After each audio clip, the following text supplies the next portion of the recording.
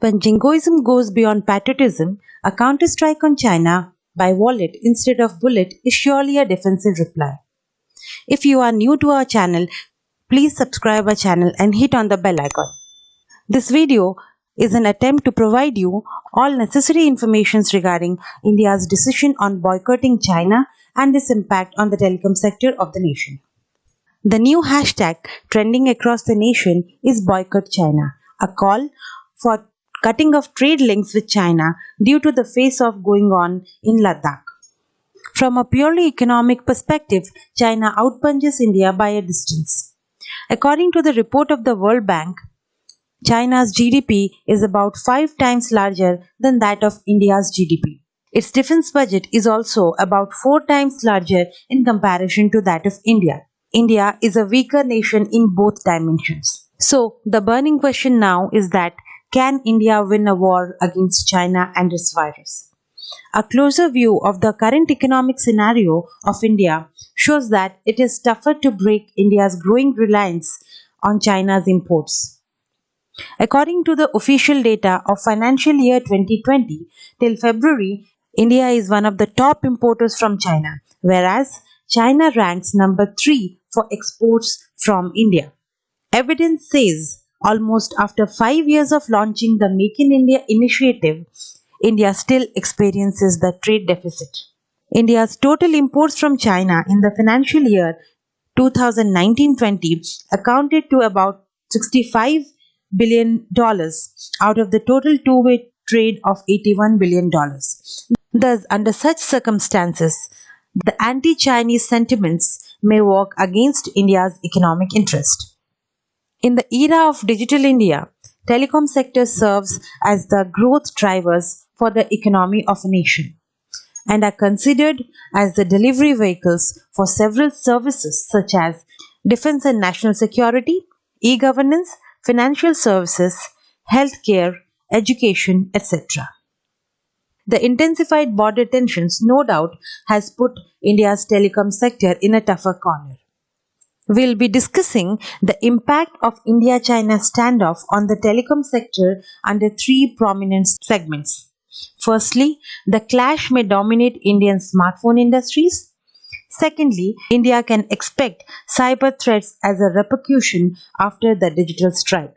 And finally, the conflict between the nuclear powers is going to have network effect in India. We'll also be looking at some of the revival plans of India to achieve Atmanirbhar Bharat. China has been extending strategic support to Indian telecom sector since long.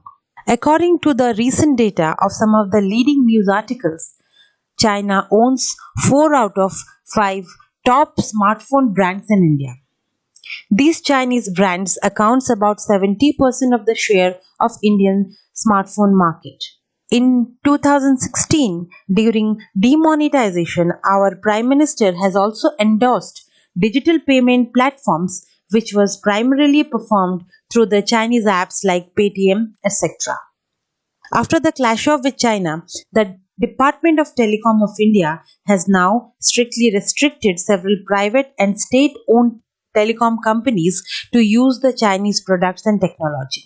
In response, Oppo, which is a Chinese handset maker, has cancelled the launch of its flagship 5G smartphone in India.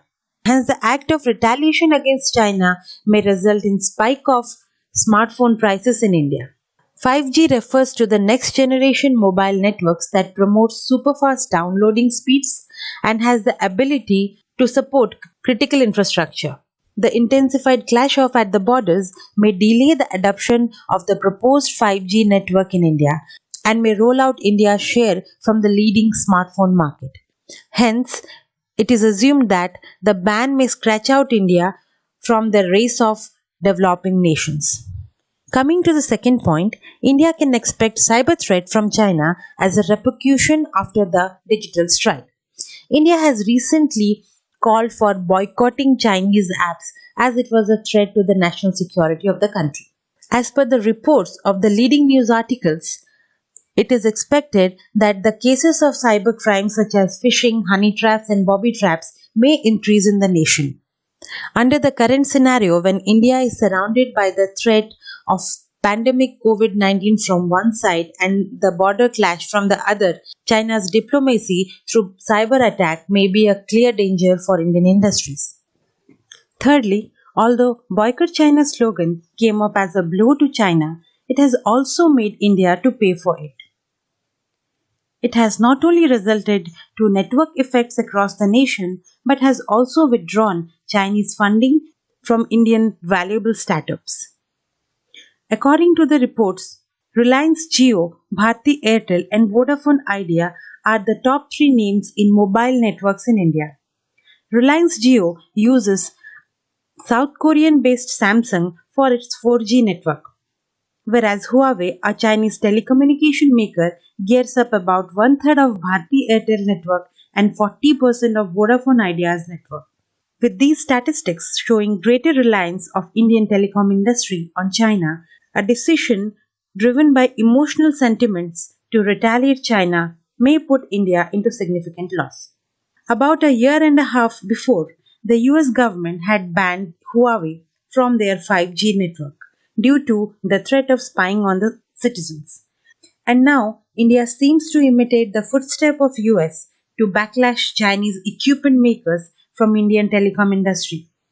Although it was not a tough decision for a developed nation like US to cut off network lines with one of the greatest telecom equipment makers in the world, having about 29% of the global market share.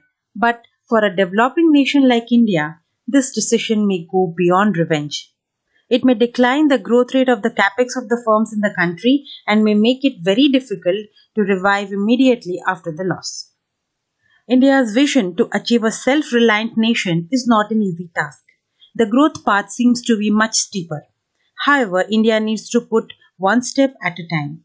Under the leadership of Sri Narendra Modi, the economic stimulus package Atmanirbhar Bharat Abhiyan was announced as a lockdown antidote, a step forward for achieving a self reliant nation. In his recent address to the nation, Sri Narendra Modi has firmly stated that India is competent enough to achieve both profit driven economy and people centric development.